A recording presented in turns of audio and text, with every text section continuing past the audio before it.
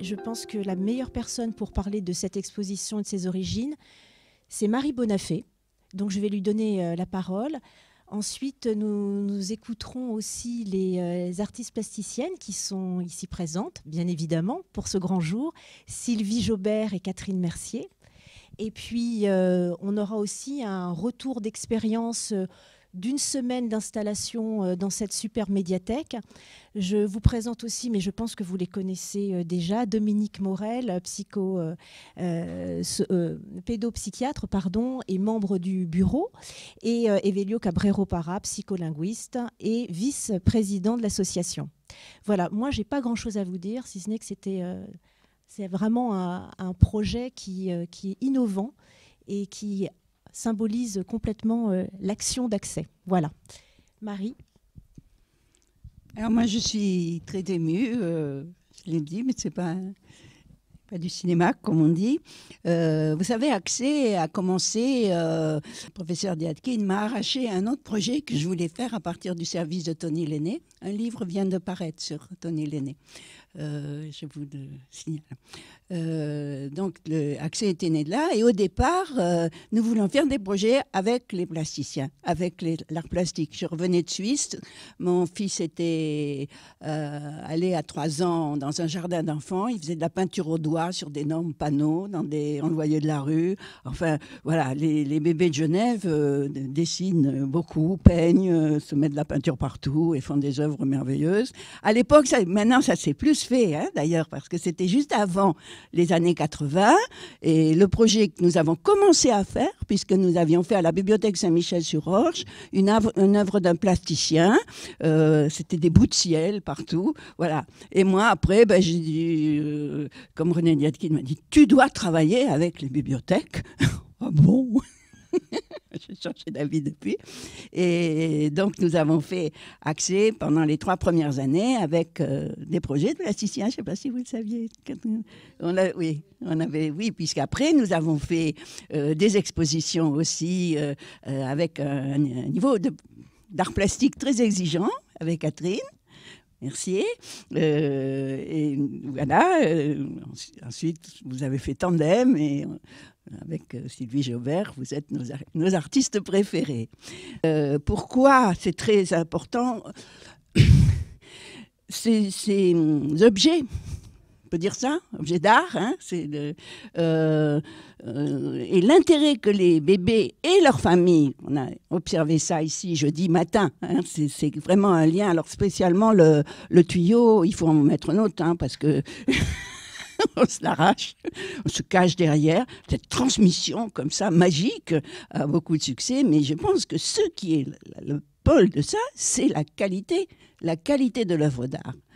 À quel point il y a toujours ce mystère, pourquoi, vous tous vous le savez, pourquoi les bébés choisissent les meilleurs artistes. Je dis, pour publier un livre, vous mettez d'un côté un jury avec des gens comme vous, avec des bibliothécaires, des gens qui connaissent, etc. Bon, on va publier Tana Oban, Olivier Douzou, etc. Puis vous mettez dans un autre coin des tas de livres mélangés avec des bons et des moins bons, et les bébés choisissent les mêmes livres. C'est quand même un mystère, quand même. Vous le savez tous qui pratiquaient ça. Donc l'importance de l'œuvre d'art, avant que la parole ne se constitue, avant ces fameuses 6 premières années où le moi-je, le sujet, n'est pas encore tout à fait constitué, où tout petit moi-je ne sait pas encore qu'il y a d'autres moi-je aussi importants que moi. Voilà. Et après, on va pouvoir effectivement raconter une histoire soi-même en disant « je », comme dans les histoires qu'ils lisent. Il faut 5 longues années pour faire ça au petit être humain. Et voilà, la constitution du sujet, on dit. Mais tout le monde sait ça. C'est tout simple. Et aussi, ne l'oublions jamais, comment une partie des parents touchés au cœur, parce que ça touche l'affectivité. On n'est plus dans les raisonnements, on n'a plus de souvenirs précis de ces parcours-là. On ne sait pas pourquoi on se met tous les parents et les adultes qui ont une fonction parentale à ce moment-là, une fonction maternelle, on dit. Hein, dans les premières années, le père materne les enfants. Voilà, et maintenant il apprend de plus en plus à le faire. Pourquoi il y a cette sensibilité à l'œuvre d'art? Et nous sommes encore en train d'être en recherche et de nous poser ces questions à travers les observations que nous faisons. Evelio Cabrero, Dominique Morel-Manella, moi et toute l'équipe, pour recueillir ces observations où on voit à quel point les bébés sont experts. Les grands peintres ont été fascinés par cela, la plupart. Alors, moi je suis un peu immodeste, j'ai écrit quelque chose sur Picasso. Picasso, toute sa vie, a dit qu'il a envie. Bon, il a dit que son père, qui était peintre, lui interdisait et détruisait probablement ses œuvres d'enfant, qu'il a toujours dessinées. On disait qu'à 12 ans, je dessinais comme Raphaël, dit-il, mais c'était ses professeurs de l'école. Il avait effectivement ce trait. Et il dit qu'il a toujours essayé, et Picasso, il dessinait tous les jours, il créait tous les jours. Et alors on me dit, bon, Picasso, c'est un peu à part, etc. Et il essayait de retrouver les formes et l'énergie, c'est très important, qui existent avant 5 ans, quand la parole est en train de se créer. Voilà. Et vous savez, parce que Picasso est un grand dévoreur, on dit, un grand copieur en fait. Il s'appropriait tout, il s'est approprié Braque pour faire du cubisme, il s'est approprié, tout simplement, il s'appropriait Rembrandt. Quand on voit les dessins de Rembrandt, alors moi ce matin j'y ai repensé, et il y a une chose qui m'a beaucoup émue quand on voit le musée Rembrandt en Hollande. Rembrandt avait un garçon qui dessinait très bien, qu'il a peint, c'est un très beau tableau, et qui est mort. Et l'œuvre dessinée, je crois, donc Rembrandt, comme Picasso, dessinait tous les jours, c'était leur petit, pas forcément pour exposer du tout à l'époque, mais quand on voit ses dessins, on voit la parenté évidente. D'ailleurs, il a fait une pisseuse. Pisseuse, un thème ô combien enfantin, hein. Et Picasso aussi a fait la pisseuse, comme Rembrandt, bien sûr. Hein. Dans ses dessins, bon, on dit elle est un peu bizarre, pourquoi elle nous parle de ça, de ses passions et tout ça, mais l'enfant qui commence à dessiner, il faut faire attention. Moi, j'ai une famille amie, là, il y en a un qui va entrer au CP, qui a 6 ans, puis l'autre qui a 3 ans et demi, 4 ans. Alors, on a tendance à trouver que lui, le petit, alors maintenant il joue des instruments, etc., mais que ses dessins sont moins beaux que ceux du grand, qui fait des dessins extraordinaires. Et moi, vous savez, quand l'enfant commence à faire ça, alors il commence à faire les gribouillages, à une vitesse, avec une puissance. Il y a les gribouillages, il y a les points, tout de suite. Et puis après, il fait des traits, des carrés, mais avec une énergie. Et après, ça va faire soit le bonhomme, soit la maison. Et dans tous les pays du monde, alors ça c'est assez bizarre, je ne sais pas si quelqu'un a expliqué ça, la maison est comme ça. C'est bizarre. Bon. En fait, c'est les carrés, c'est les triangles, hein, et avec une énergie. Aucun animal ne fait ça, bien sûr. Mon chat, il s'intéresse un peu à la télé. Tout le monde sait, ça bouge comme ça. Il doit y avoir quelque chose d'une souris, quoi, quand même, un peu. C'est bizarre, il reconnaît les animaux. Bon. Mais aucun animal ne fait, dans tous les pays du monde, que ce soit sur du papier, que ce soit sur la buée des fenêtres, sur la neige, sur le sable aussi, tous les enfants du monde vont s'approprier. Avec le langage, ils vont s'approprier l'espace et en faire des créations. Voilà. Alors, on ne parle pas des couleurs. Et il y a peu de choses écrites là-dessus. Il y a peu de choses. Et je lance un appel, en quelque sorte, pour qu'on ne dise pas que les dessins des plus grands sont mieux. Parce que les premiers gribouillages, c'est une opération magique. Et à ce moment-là, l'enfant... Alors là, on vient dans nos... apprécie les beaux dessins, les Tanaoban, déjà avant. Il apprécie le fil d'une histoire, la construction d'un récit et la qualité des artistes. Merci. Voilà. Alors, très immodestement, j'ai écrit une petite chose.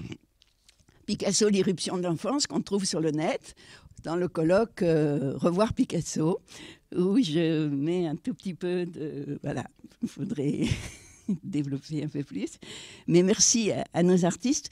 Voilà, quelle était la demande d'accès pour cet objet? Parce qu'en fait, cet objet, il est un petit peu étrange et la demande d'accès était très particulière. Donc, c'est là-dessus qu'on aimerait entendre Marie. Alors, vous savez, nous avons une belle exposition et je suis allée... Il y a une pétition qui a circulé pour cette très belle bibliothèque à la Trinité qui touche Nice. Et c'est une grande surface. Je ne fais pas de publicité parce que j'ai oublié le nom, qui est aux portes de Nice. Et elles ont une bibliothèque formidable et il y a une pétition qui a circulé parce que le maire a voulu faire payer, y compris les enfants qui venaient de l'extérieur de... Vous n'avez pas eu ça. Enfin bon, bref. Elles font une très belle et on a fait une intervention et elle est tachée, c'était un gros... un certain problème, elle s'en est pas du tout plein, mais je me suis aperçue qu'elle est allée chercher notre exposition très grande, etc. Il a fallu fretter une camionnette pour aller à la médiathèque départementale, la transporter, etc.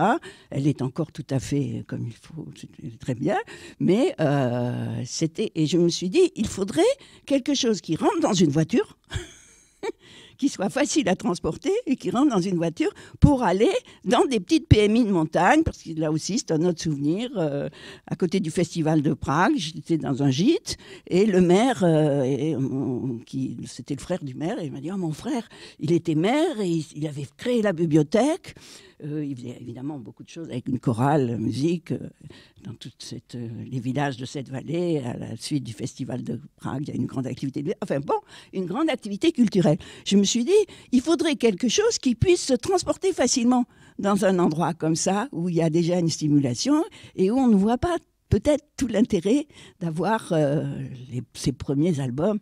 Alors, il y a une chose aussi, je suis contente que tu me relances, c'est que, vous savez, il y a une chose que nous avons quand même, grâce à vous, nous arrivons à le faire passer, cette idée que dans ce premier âge, dans ce premier moment de la vie, dans la constitution du sujet, du moi-je, il n'y a pas d'inégalité sociale. Il n'y a pas d'inégalité sociale. C'est-à-dire que, je vais répéter une troisième fois, il n'y a pas d'inégalité sociale.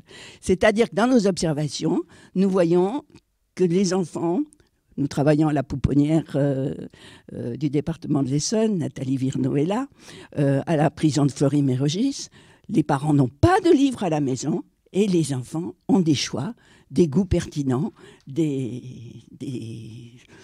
énergie pour conserver, qu'on leur lise les livres de leur choix et qui sont des choix de qualité. Alors ça, c'est une chose que nous voulons diffuser, qui est très importante, la lutte contre l'illettrisme, parce qu'on sait que quand les enfants arrivent à l'école et pensent que le livre est un objet rebutant et un objet d'échec, si ça n'a pas été un objet de plaisir avant l'âge de la scolarité, il y a beaucoup, beaucoup plus de chances que l'enfant devienne... sinon illettré, il y a peu d'illettrés quand même dans notre pays, mais par contre, qui soit marginalisé dans les écoles. Beaucoup, beaucoup plus de chances et qui n'ait pas non plus envie d'aller dans une bibliothèque ou même de bénéficier d'une activité extérieure de bibliothèque. Cet enracinement comme ça dans le premier âge pour les parents et pour les enfants, parce que c'est très important de le faire, individuellement pour chaque enfant dans le petit groupe, vous savez que c'est notre façon, ce que l'expérience nous a appris, et de le faire. Et alors, deuxième point aussi très important, c'est pour ça que nous nous appelons contre les exclusions et les ségrégations, de mettre en vedette justement les observations reconnues dans cette population. Le deuxième point extrêmement important, c'est que quand une bibliothèque fait un mini-projet, l'important, c'est de le faire justement là où c'est le plus démuni et là où c'est le plus difficile. Nous allons publier je vois Colin Cidre, qui représente donc le ministère, la direction du livre est présent.